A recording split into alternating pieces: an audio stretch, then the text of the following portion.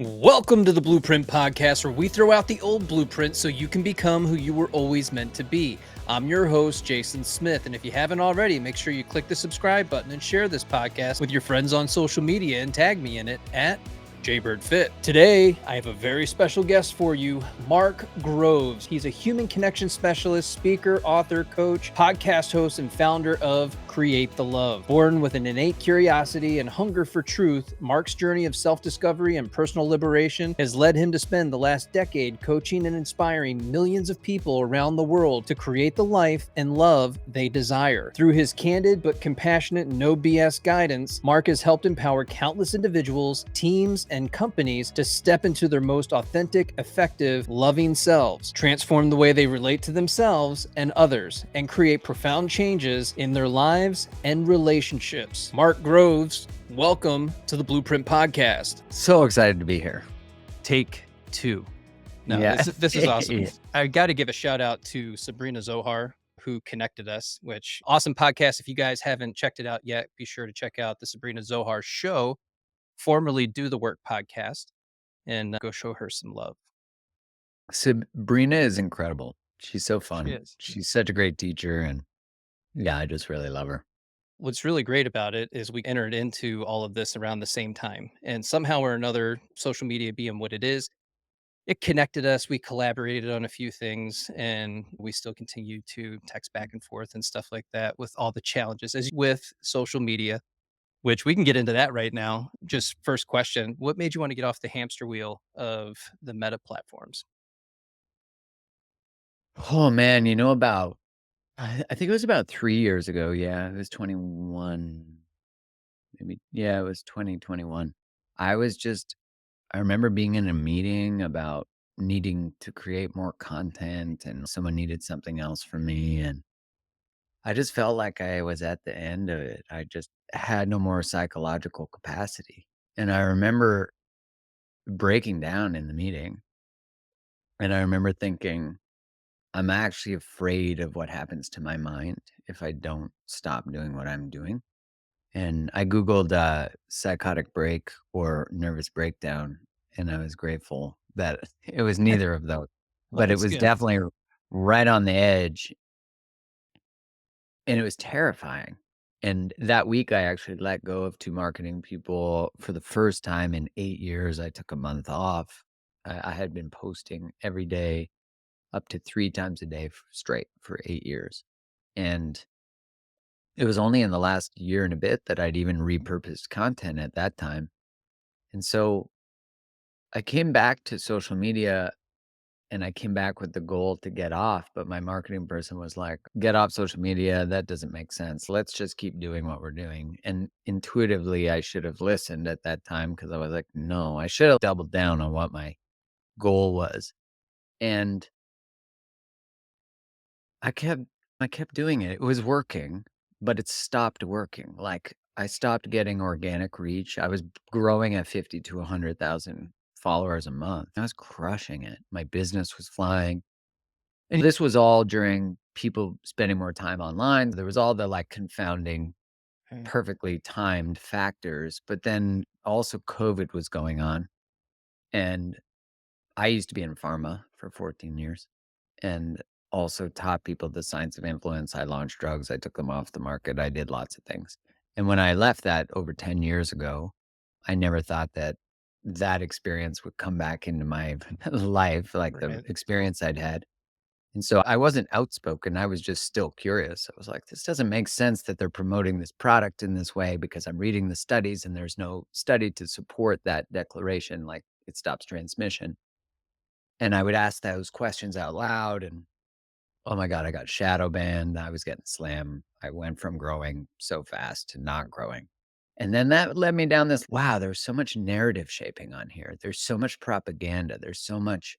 And what I also noticed as a creator was that they were starting to change. Oh, you have to do dancey, pointy videos, and you have to use viral music, and you have to do all this shit. And you have to pay to reach an audience that you have created content that the person has said, I want this content. And this intermediary, this broker says, nah, maybe not. And maybe you pay now to actually get that. And I get it's a business and it required profit, but what I noticed occurred, and maybe this was when Meta bought Instagram, because that happened on Facebook years ago, where Facebook pages had reach of 100,000 people and or whatever, you had 100,000 likes or followers.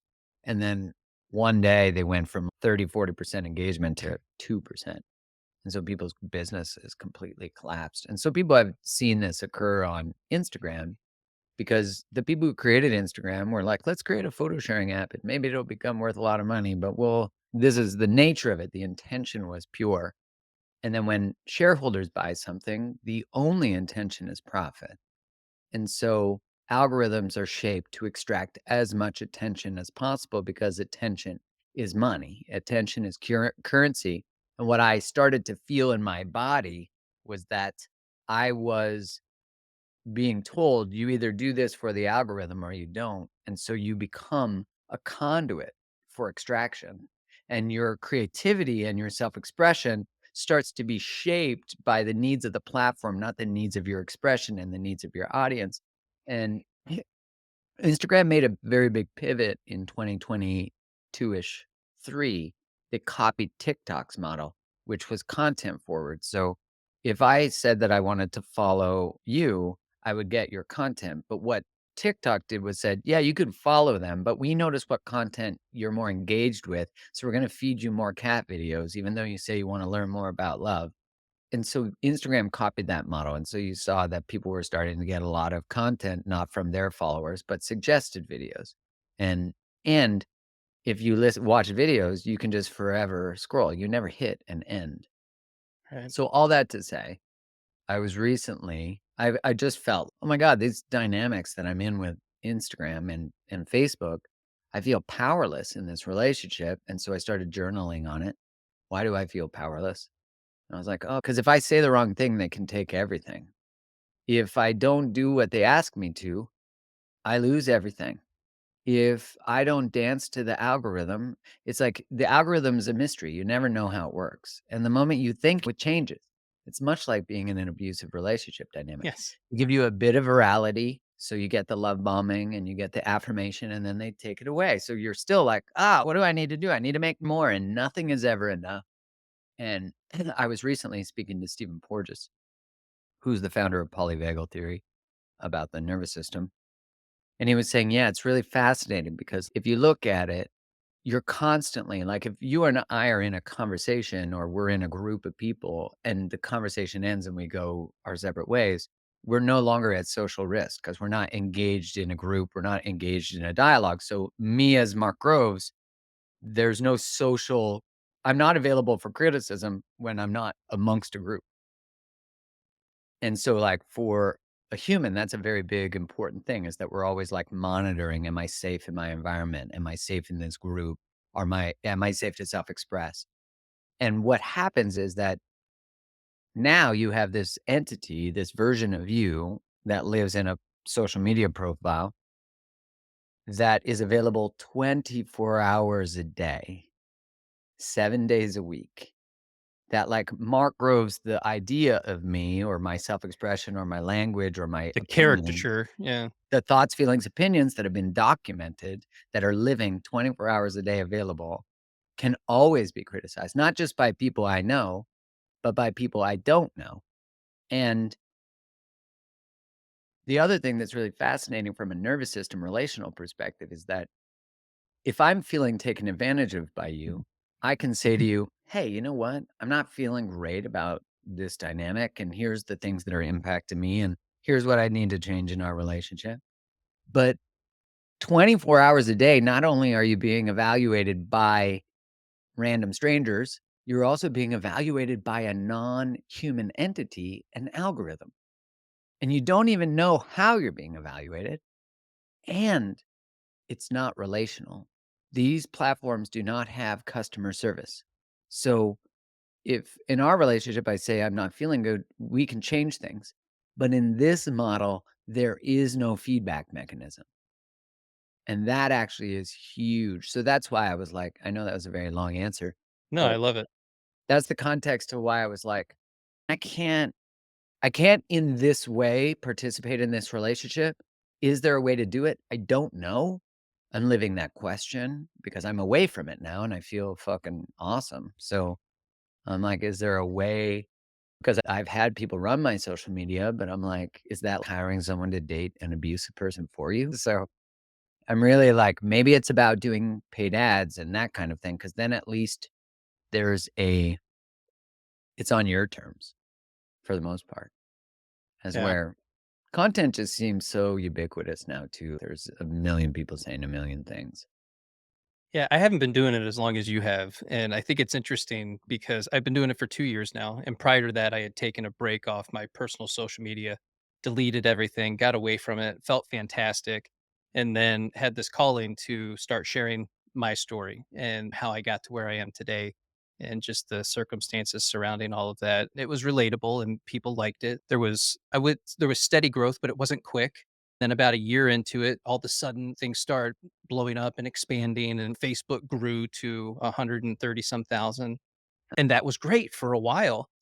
Instagram, a little more difficult, hit all the milestones. I think I'm at like 68,000 right now, but it's and the algorithm has changed even over the past 6 months where I'm just basically doing what I'm doing for TikTok and it's working on Instagram. So I'm just continuing to do that. And it's been really great. Yeah, People love the take a walk with me videos. And you're right, it opens you up to there's a lot of criticism, but what I've noticed more of is I'm in that season of people are loving the content. So they're that's actually like, great.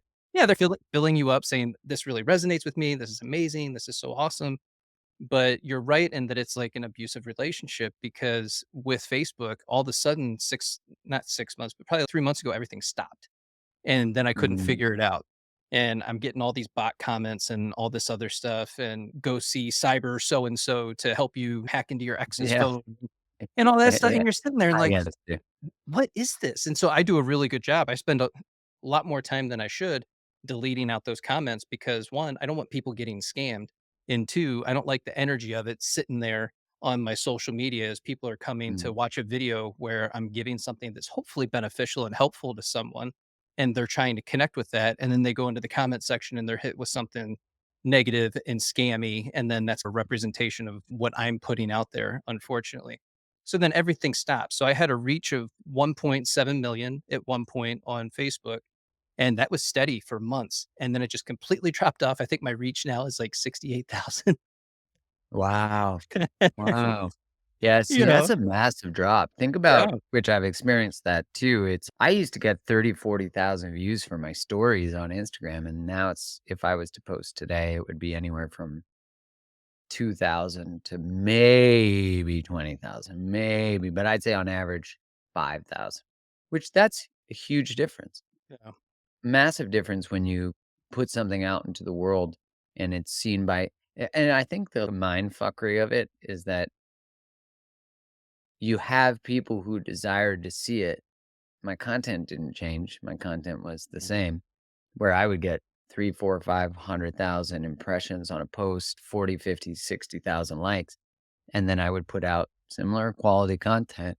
It would get 5,000 likes, 80,000. So the percentage engagement was I know how to monitor those metrics. I would have a really high performing early post and it would just never get anywhere. And so I was just like, you know what? This is just such fuckery. I just don't want to play it. But I can understand that for someone growing a brand or doing that, I certainly don't think what I'm saying needs to be applicable to everyone. And there was an early time when it did feel expansive. It did feel Yeah. good. It felt fun. It felt all those things. Maybe I just got a bit jaded. It's like No, when the fax machine came out and people got upset. Like, man, oh, that's true.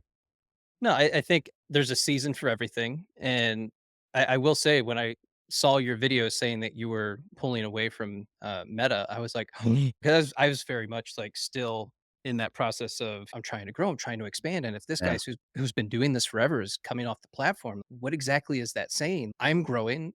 Things are going well for me at this time. There's Chloe. I yeah, don't know if you yeah. can hear that, but I can. I can. Uh, It's great though. yeah. And so you're growing and you think things are going well, and then I see you pull away from there, and I'm like, what does that mean for me in terms of growing my own brand and doing what I'm doing? And so I scaled back for a minute and just watched. you and I were originally scheduled for July, and I'm glad it didn't Yeah. happen in July, and then obviously we tried the other day and the universe said no, and so today we're having this conversation. I'm glad that we are because I dove into a few other things that you have going on. So if we can switch gears for a second, you had interviewed Francis Weller a couple different times, and Yeah. I don't know if you know this, but I have a men's group called the Antares Society, No, I and didn't know that. we That's just cool. started earlier this year. It's a 12-week program. We run through it. We focus on building a more secure attachment style. I think more and more men are starting to relate to an anxious attachment, and we can put a pin on that and come Mm, back to it. mm. But these men's groups are so important. I didn't realize that not only did you have one, but you built one together with another group of people. I was hoping you could share more about that experience and how it came to be.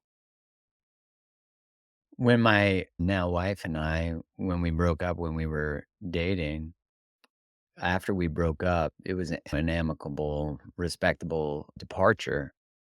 She had suggested that I listen to Francis Weller's program, Alchemy of Initiation, which when I started listening to it, I was like, holy shit, this is everything I need. And I was just realizing that I needed to talk to other people about it because my mind was being shattered by how profound it was.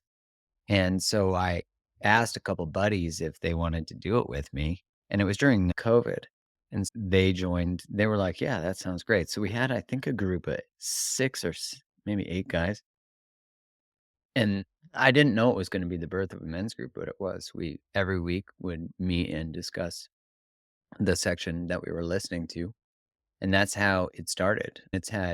I've been part of men's groups and men's retreats and that kind of stuff before as an attendee and also running, but I'd never been part of a repeated men's group. And I think men, we really I needed to do a lot of healing with men. Was more focused on my healing with women prior too, because I was in romantic relationship with women and I wanted to understand that. But I also had a lot of relational trauma with men. Like, I was attacked by a gang when I was in grade 11 and, got 44 stitches in my head, broke my hand. So I didn't really trust men. And so I didn't trust, what men were capable of. And I think what was interesting about that is I also was afraid of what I was capable of, because if they were capable of that, and so I didn't have access to clean anger. I didn't have access to anger, really. And so I think, like, that correlation to anxious attachment is interesting because I grew up in the '80s and '90s, and the message about men then was that men are toxic and pieces of shit and rapists and murderers. And I used to think that was getting better, but I would actually say that it's probably worse now, the messaging that young men get. And you're not when there's an innate belief in society that there's something wrong with you, and there's not an exploration of the trauma or the lack of attunement or attention or emotionality that men get, then you hear someone like Andrew Tate say, "Fuck it all. Look at me. I make lots of money and I bang bitches." And I'm not saying any of that language is okay, but I'm saying that's the energy he gives out. If you're a 15-year-old guy and the rest of the news is telling you you're destined to be a piece of shit, someone like Andrew Tate is pretty attractive. And so that's why we really need integrated models of initiated men who are standing in ferocity in their emotionality and standing up against the language that is used about men, which years ago I would think, man, I would read all these memes on Instagram that would say, "Oh, if you can't find a man who does this, go just find another one." Or for every man who I remember reading, I was collecting memes of just like how the internet spoke about men. I was like, man, if you switch this and made it about women, you would be dead. Yeah. And so you just saw, again, this is not negating the very real level of accountability that is required from it. Not negating that. The very real level of healing that's required for men with women and all the pain and suffering that has been caused. And the solution is not shame. The solution is I heard James Cameron say that we needed to get rid of testosterone because it was the reason for life's greatest ills. And I'm like, we're blaming a hormone. We're not blaming unintegrated trauma. And so For me, I think healing with men has been profound because I've found, I think much like Alison Armstrong talks about, if you haven't heard of her work, she's incredible. And she has a book, she has a lot of programs, but one called The Amazing Development of Men. She has another one on, I think it's called The Queen's Code. She has The Difference Between Men and Women. She's great. And she said that the birth of her work was that she was going to start to study men because she wanted to understand them. And she said, I figured it would take me a couple weeks because they're so simple. And then I'd be done and I'd have resolved everything. And in the recording where she says that, she says, "And it's been 20 years, and I just find that I keep falling more and more in love with who men are." And I was like, "Yeah, like, that's what I've experienced is I know so many good men, and they're all counter to the narrative." And, yeah, so I think the anxious attachment really comes because avoidance more of the way that men went, because avoidance, if you don't have access to emotionality, become a shell, protect up. If you're going to war and doing all that kind of stuff, you can't have emotionality. It's not safe to be crying in a battlefield. It's not safe to and if it's not safe to come home and share all your losses, then what do? You become an island. And the rhetoric that we've been taught about our emotionality just reinforces that. Don't be a pussy, don't all that kind of stuff. Man up. And then you have the very real data that shows that when people are handed a baby and they think it's a boy or a girl, they treat it differently immediately. I love that you wrote Liberated Love through the lens of codependency because I think our generation, Gen X into millennials, experienced a lot of that with Mhm. substance abuse in the background. Not that's the only way that we get to codependency, but there's certainly an element of that. I was hoping that you could lead us a little bit more into the writing of Liberated Love and why you wrote it through that lens. Yeah, when my wife and I were exploring our relationship dynamics, like when we broke up and then got back together, we were like, man, we in relationship 1.0, what we call that, we were two people who were really, in our experience, although not aware enough, but self aware and really curious about our relationship excuse me, really curious about our relationship patterns, really curious about how do we support one another? How do we move through this? We had two people who were pretty obsessed with understanding relationships, curious, open, all the kind of things, but yet get, we couldn't make it work. And we saw all the best teachers. And when we came back together after our time apart, my wife was like, "Wow, we worked through something that had not been worked through in the models of what we've read or seen or known."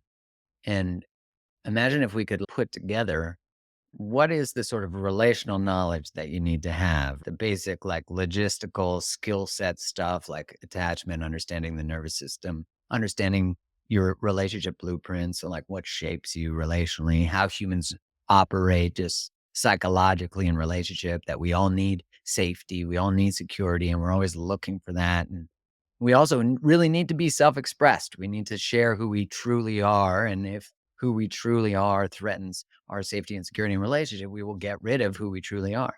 And so what mask do we put on to carry in relationship? What do those look like? What might it sound like? What would a regular person's behavior be? How could we put that into words or a framework, which I think is so helpful because what people start to recognize when their behavior patterns are just patterns and adaptive strategies like ways to survive and create safety. Because even the most toxic relationship behaviors are really in the effort to try to create predictability, safety, security, even though and avoid suffering, even though they often just further suffering and maybe even have us repeating suffering and living in suffering, is that you separate who you are from your patterns. So you can change patterns and behaviors. And if you change those things, you'll change your life. There's no doubt.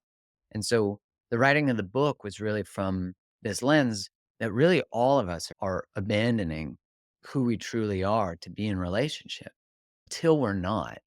Because most of us, and I would argue almost all of us, did not get that modeling from our parents. And we certainly don't get that modeling from our society. And so we define codependency in the book as any relational dynamic where we create or maintain safety or security at the cost of ourselves, our self-expression, our well-being. And where traditionally codependency was really language and seminal work by Melody Beattie on the book Codependent No More, fantastic book, really written from the lens, as you were alluding to, of a relationship of an enabler with an addict.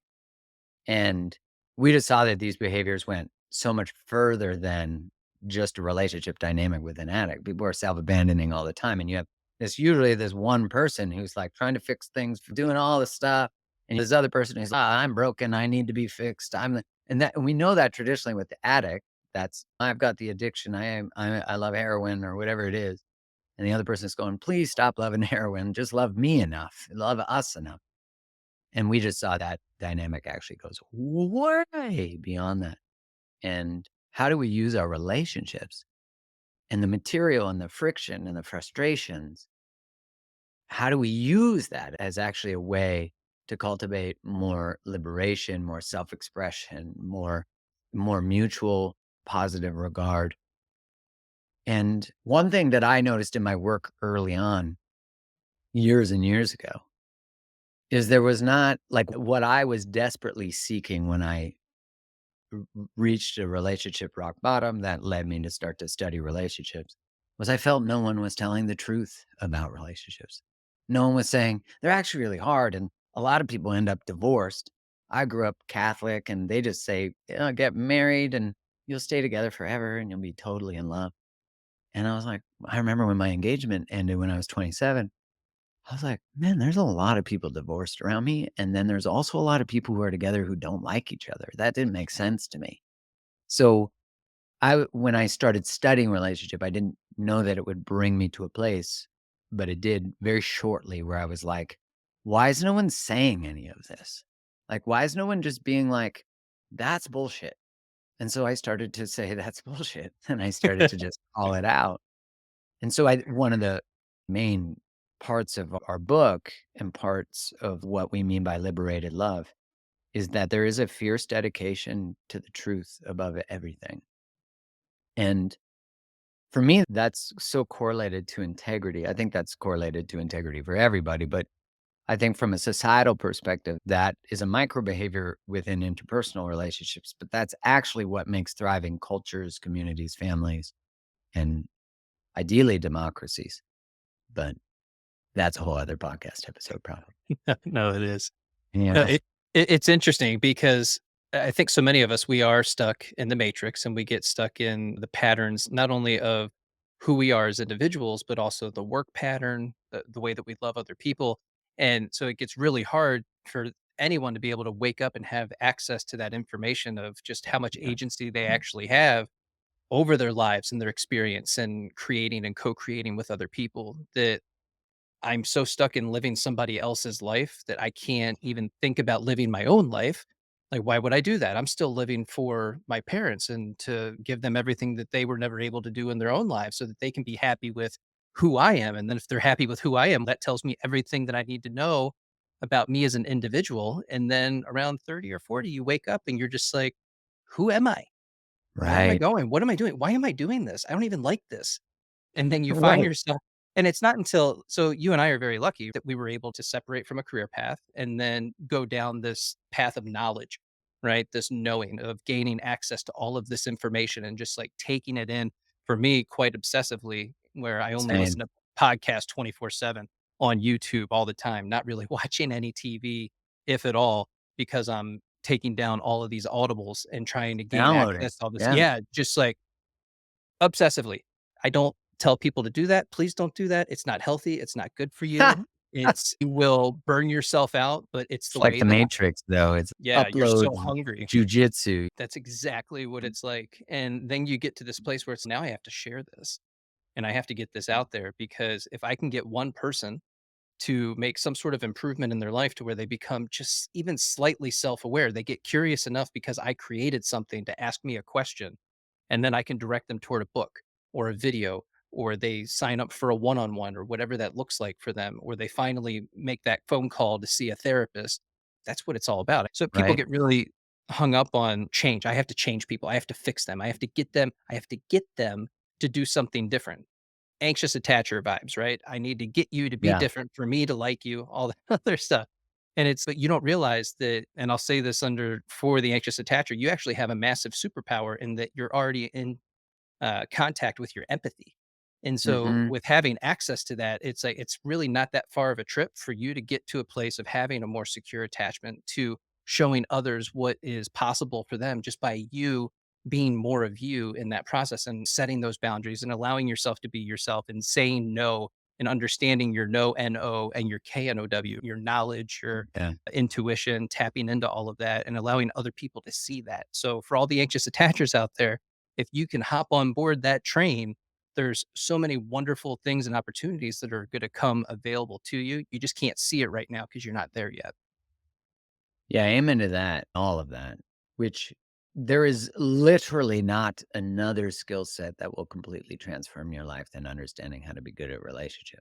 Right. There is no other more potent vehicle for transformation.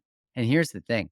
If you learn how to become a good communicator, stand in yourself, learn who you are, what you value, what you need, what you want, and you really go double down onto developing a self, which really means stepping into adulthood, which really means the maturation process that a lot of us didn't experience because we didn't have attuned present parents, or we didn't have a society that, especially for men, walked them through that initiation. There's an inherent initiation that happens for women, which is when they start to menstruate.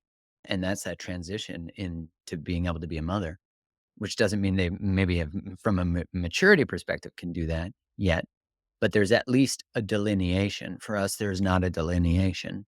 It used to be that you went for some tribes went out into the forest and saw if you came back, you made it. You're a man.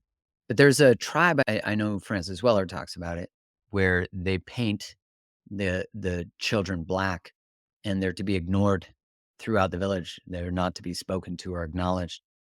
And then when they enter ceremony, who they were before that moment is dead, and they're given a new name, and now they're responsible for the village. And that initiation is something innately that we all need. And now I would argue when you're waking up at 30, 40, 20, 50, 60, it doesn't matter the age, where all of a sudden you're like, why did I create this? Who am I? And Francis Weller talks about when you enter an initiation, and this is from that sort of Jungian side of therapy of psychology, which is that an initiation has three characteristics. The first one is the world you once knew no longer exists. The second one is who you are in the world no longer makes sense and the world no longer makes sense. And the third one is you can't go back to the way things were.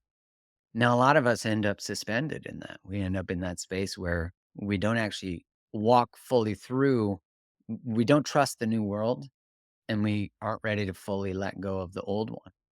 And so, this stepping into like a fully embodied version of ourselves is so liberating to everyone we're in relationship with. Even if I was to have a hard conversation with someone who maybe I've never had hard conversations with, and that causes a disruption in our relationship is now being offered the invitation to become a relationship that has hard conversations. Now, if I'm the one who showed up to that and the other person decides not to, that's not a failure of my self expression. That's that the relationship itself couldn't hold the more mature version of both of us. And that's because perhaps the other person didn't want to step into that role. And that's okay. But when we enter a mature space of relating, we actually start to recognize that it's okay.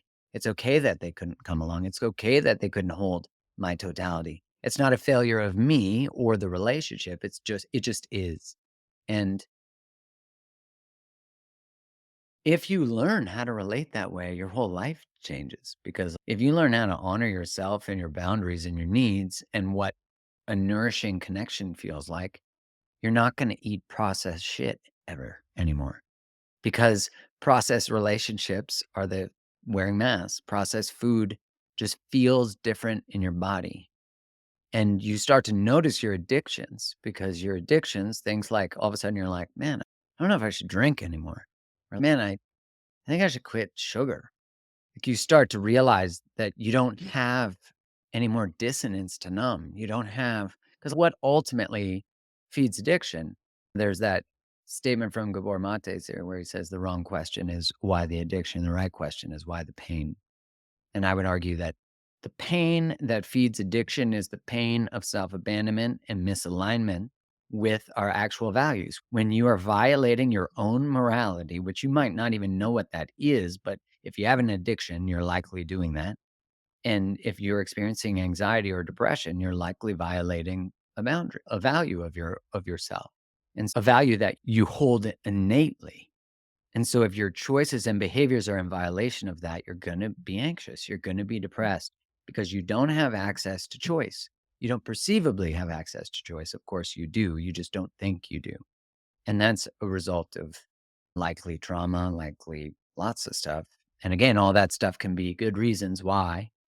But at the end of the day, ain't nobody coming to save us. No one's coming to heal my trauma for me. Although I've certainly had in my younger years some women invite me to do that. "Hey, do you wanna look at some of your stuff?" "Nah, Nah, good. I'll have a beer." Yeah. And I'll isn't find a that woman who has less standards. yeah, isn't that how that works? We're so trained to cope. And at a very early an age, you're trained to self abandon. Your needs don't necessarily matter. Your thoughts don't necessarily matter. Your expression of self doesn't really matter.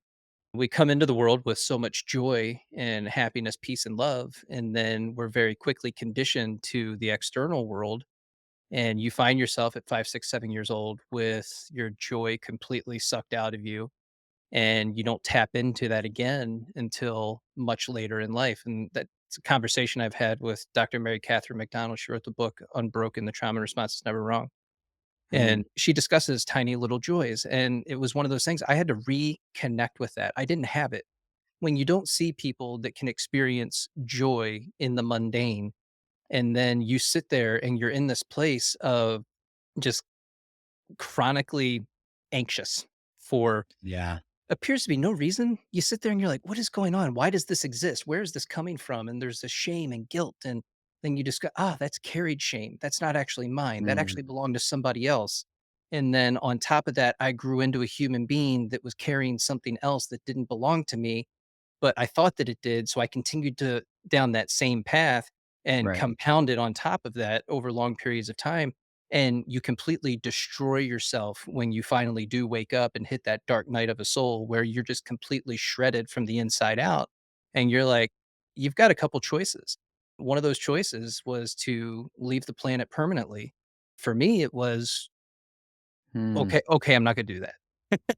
right. It's a split decision. You're like, I'll stick around. I don't know how, but I'll figure this out. And then that's when it switched into now I'm going to dive into audibles and books and all this YouTube and just get obsessive about learning and growing and expanding, developing, evolving. And so for people who are listening to this and you think that you can't tap into a different way of being, you absolutely can, but we think that we're stuck because everybody always tells you who you are to them. And at some point you have to stop and zoom out, step back and pay a little bit more attention to what do they have of you inside of their head. It's very limited moments over a long period of time, couple minutes here, a couple minutes there, and then they have a file in the back of their brain that says, "This is who Jason is. This is who Mark is, and I know what you're capable of, Mark. I know what you can do. So when you do anything that deviates outside of this box that I placed you in the back of my brain, I'm gonna tell you that you can't do that. You're not capable. That's Right. not something that can happen, and I'm gonna place limits over top of you." And we do that in our relationships all the time. I know what you're capable of, and then when somebody goes outside of that, it creates this dissonance, and what they're really doing is showing you what you're capable of, and you just don't recognize that you're also capable of that. And I try to give people a little bit of hope. When people do that, they do go away for a period of time, and then might take a year, might take a couple years, might take a decade, but eventually people do come back and they want to have how did you do what you did? How did you get to this place where you are now? I had a conversation with somebody close to me recently and they're just like, I really admire how far you've come and the things that you've done. I didn't think that I could do that. And they still think that they can't do it, but they see the changes in me and they're just like, that is amazing. I wish I could do that.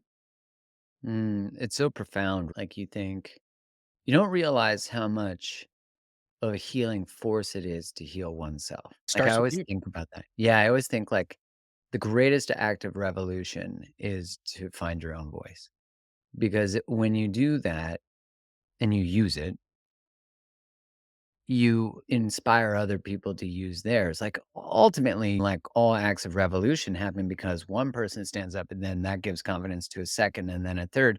But without the first person or the second person, what the other people are doing is doing a mathematical equation of measuring their social risk. So if more people speak up about something, then it's more likely the people who are less confident to do that start to speak up as more people speak up. So everything is momentum for transformation. So if everyone starts to, if one person steps into their potential, 100% another person is ready for that frequency, that invitation, that possibility, that potential, because it's being represented by someone else. So you doing what you've done, me continuing to do what I'm doing, I see it like, I see it like if any animal, like if a bee doesn't do what a bee does, we die. And if any animal doesn't do what it does, although I'd argue maybe a mosquito would be good to get rid of, but likely even them, everybody dies. And what's really fascinating, the only thing that I think is not true about that is if humans died, other animals would thrive, which is fascinating to think about. But if you don't fully step into your potential of your soul and your being and why you're here, then are you letting down the oneness? Are you letting down the collective? Are you letting down?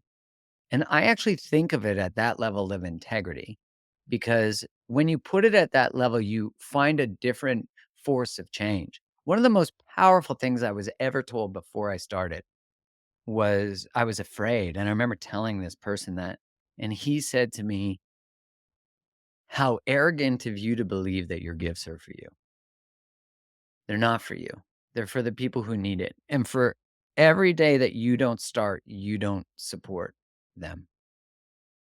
And I just needed that, because it was like, I had so many fucking excuses to not begin. I didn't have the right camera. I didn't have the, and that was before you could just turn on an iPhone and have 4K. At least I had some validity to my argument, but not. It was like, now I just see how there's a calling within us that says, come on, say the thing, do the thing, have the conversation. And that's where addictions are. We're monetizable when we're disconnected from ourselves. We're capturable. That's why claiming your attention in the face of literally products that their whole purpose is to steal your attention. Like, their whole purpose is to actually make you not become everything. Then you can actually see when you go down the rabbit hole on your smart device and all of a sudden you're like, I'm just going to check something. And then 45 minutes later, you're down some sort of TikTok endless pit. Don't judge me. You like, you're doing exactly what it's designed to do. Yeah. But you're allowing that system that operates and profits off your disconnection from yourself, you're allowing it to win. And when we actually say yes to whatever it is, which it just takes one first, okay, I'm done doing what I'm doing.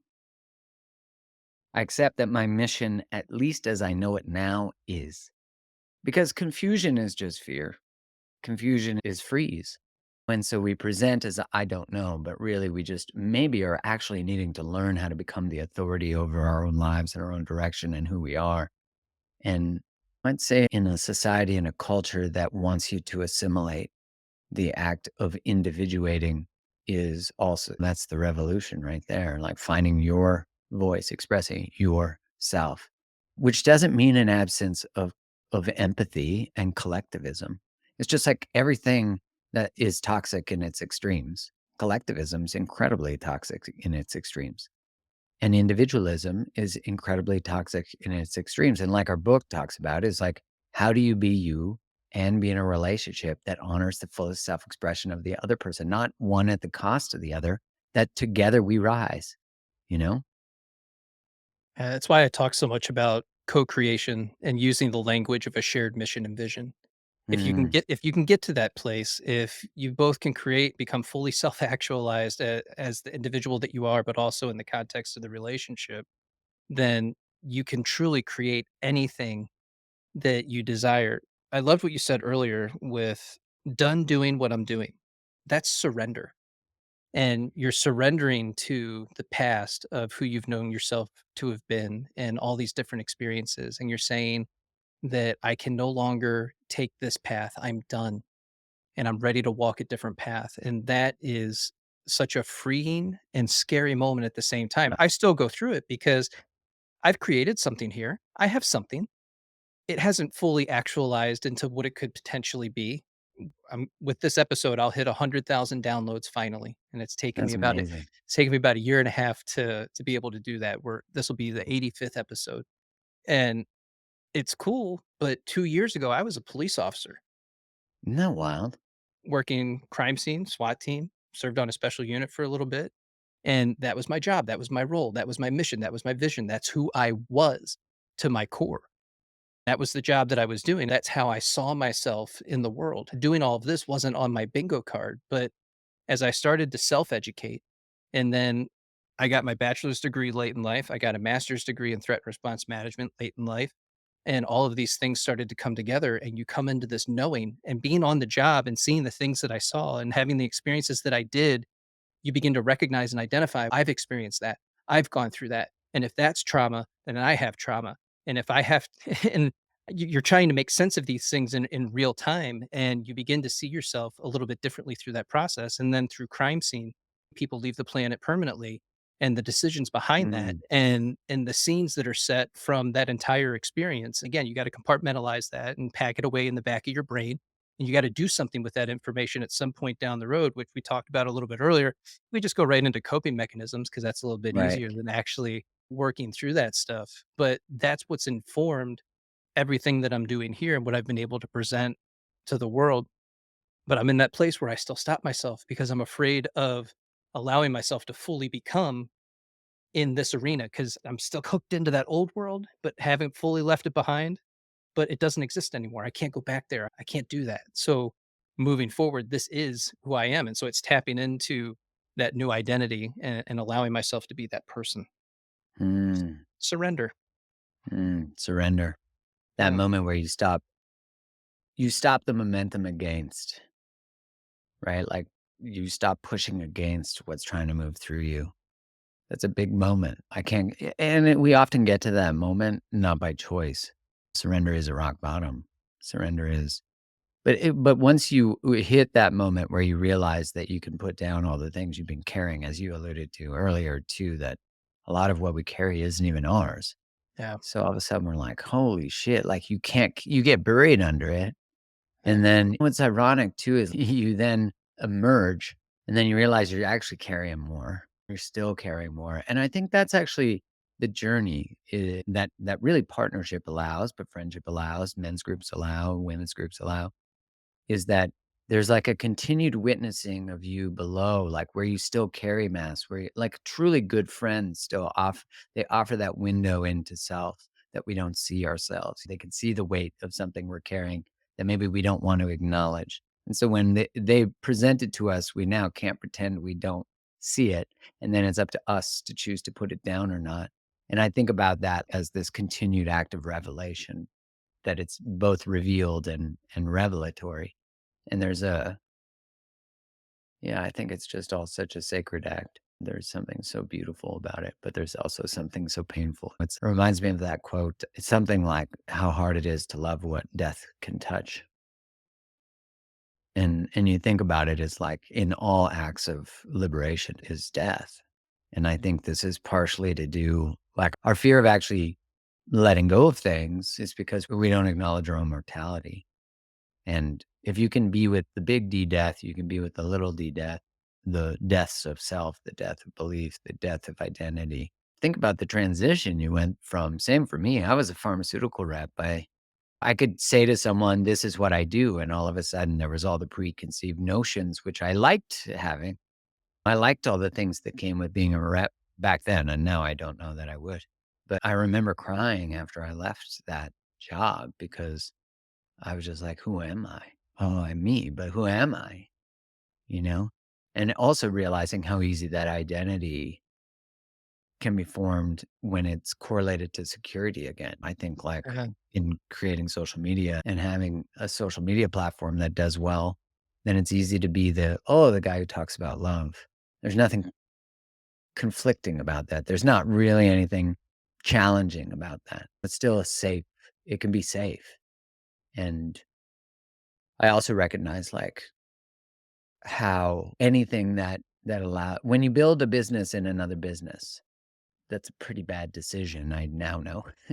So, like, no, don't build your business on another business, use the other business as a way to build your business.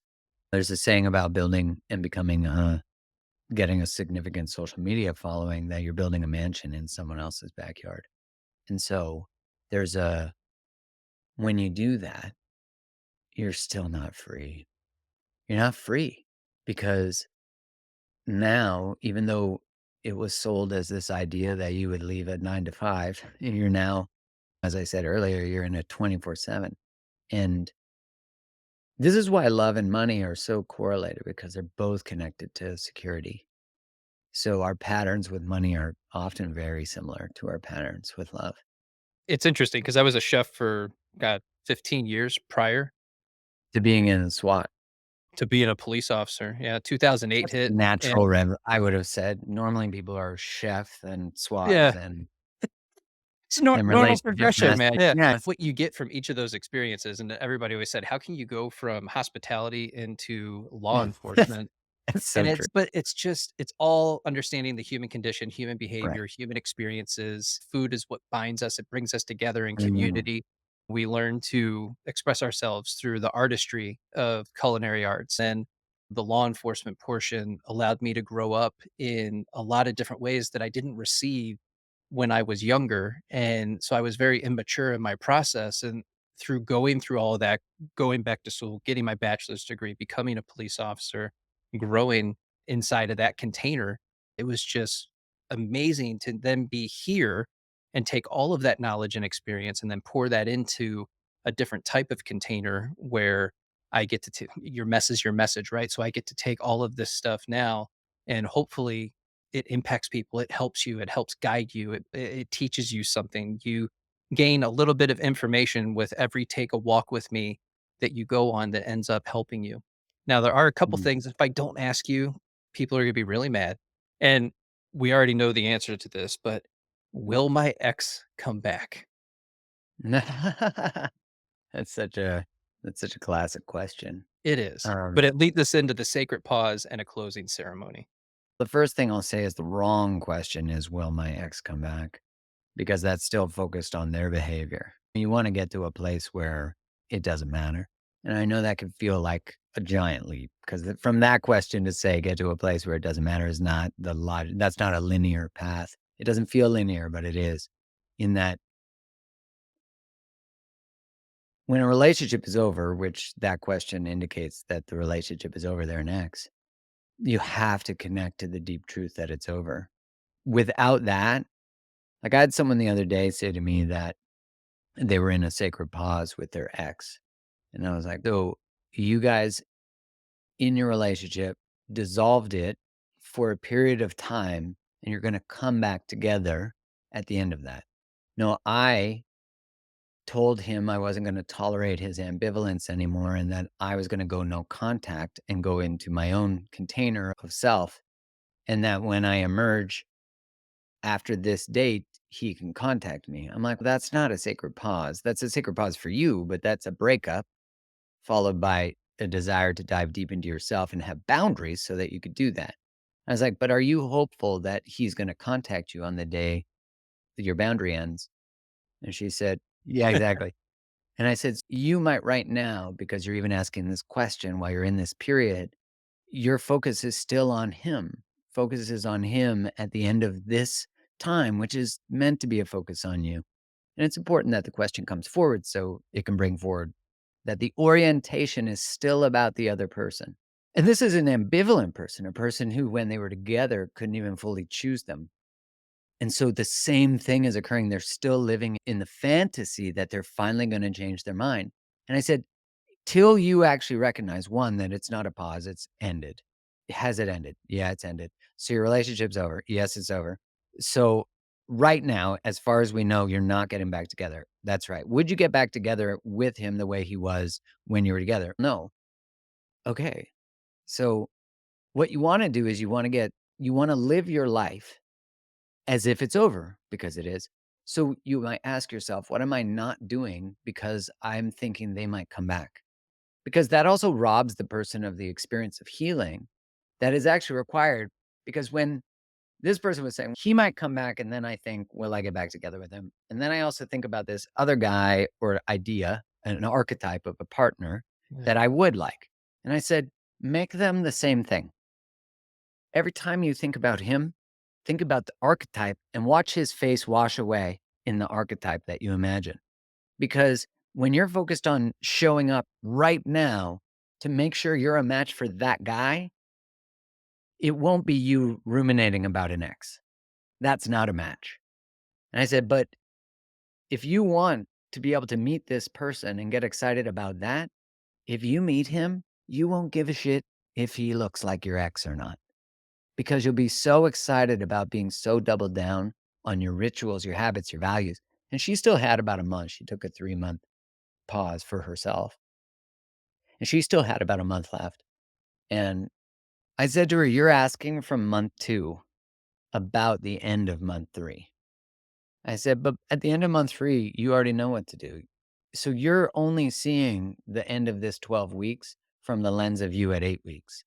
If you double down on who you are, by 12 weeks, you won't give a shit.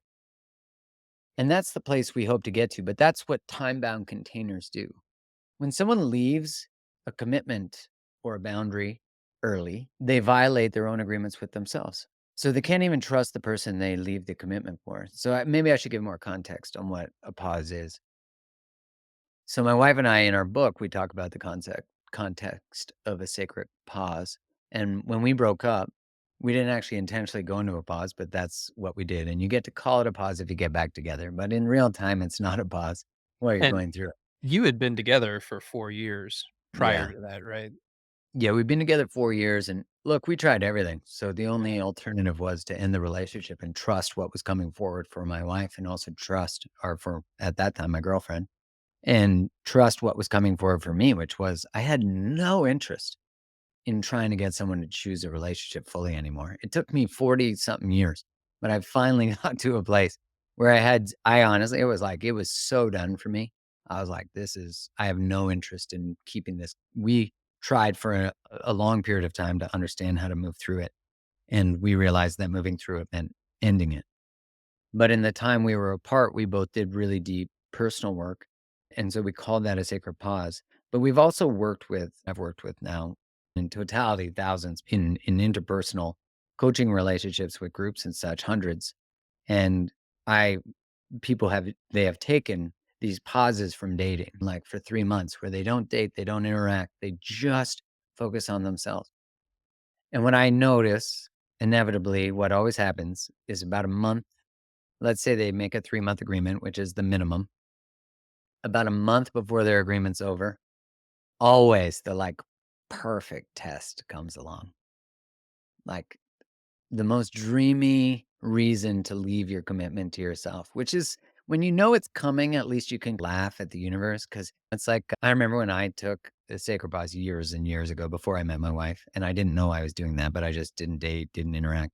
And I remember I was at a bar with some friends, and the waitress was really attractive, and she was like, "I never do this, but I would love to give you my number while you're in town. I'd love to see you." And I was like, "This never has ever happened to me in my entire life." And I had to honor my commitment, which was, "No, I can't. I'm committed to this." And younger version of myself would have been like, "Yeah, let's go. Sounds great." But I knew that honoring that, I knew it was a test. I knew it Yeah. was a test because it was the best test I ever experienced, and if you knew how to test me, it was a great way to test me. But I say all that because when you have context to that's gonna happen. Because if you're not dating and you're in your container and someone says, "Hey," you're like, "Hey, I've been doing this thing for 3 months. Really nice to meet you, but I'm actually not available for any communication or connection till this date. Why don't I get your number and I'll return to you at that time?" If the person says, "Oh, let's just go on a date. Let's just have a coffee." Like, it won't be about anything. Red flag. Yeah. I just Because told you what I wanted. right, Yeah. exactly. And what happens is a lot of people leave their commitment for this type of person, for this test. And what they realize is one, they can't trust themselves because they broke their commitment to themselves for this person. And what they're seeing, which getting back to the definition of codependency, is they are leaving their own selves, their own needs, wants, all that kind of stuff to maintain relationship. They're operating from scarcity. If I don't say yes to this, at the cost of myself, I will miss out. And it is that very fear of being all of me and standing in what I desire and then tolerating, lowering a standard to accommodate that actually is the cause of so much relational dysfunction. And resent. So much resentment. Yeah, you get to blame them for being the hot test, but really Mhm. it's you're the hot mess. I never thought of that, but that actually goes well together. Yeah, that's good. I think we covered everything, man. We've resolved it all. No, we could do 20 more podcasts on a lot of different things, but I have 3 pages of questions. So, Mark, thank you for being on the Blueprint Podcast. Tell everybody how to reach you and how to get Liberated Love. Thank you for having me. And if you've listened to the totality of this, I'm so grateful because I know you're exchanging time for this. And that's the one thing you can't get back, or we haven't figured out how to. You can find me on all the, except for Instagram. I do have Mark Grove's podcast on the Instagram now. My producer runs it. And then my podcast, the Mark Groves podcast, and then have all my relationship courses at createthelove.com and have a membership where we take people on the journey into relationship mastery, moving through breakups, mastery of dating, all that kind of stuff. Each course is available in there. And yeah, it's a fun place. I like having a community because it's no longer curated by a broker. I agree. So it feels nice. But yeah, so thanks for having me, man. I really appreciate it. For sure. And everybody who's listening, be sure to check the show notes where I'll have all the links for everything so you can connect with Mark. Oh yeah, and the book you can get anywhere books are sold, and the audiobook has special conversations at the end of each chapter from my wife and I. And I love that you guys did that. It's so you get all of this information and it's just very easy to digest. It's very easy to listen to. I'm an Audible person. Same. And then I was very surprised at the end of each chapter to hear you guys riffing and talking about just your experiences. And it made it feel so much more personal going through Oh, it sweet. that way. And it just sticks with you and it makes it a lot easier to take notes because then you're just like, oh yeah, we're connecting the dots as we go along. So it was very cool that you Right. guys did that. Thanks, man. I appreciate it. And yeah, thanks to everyone for listening.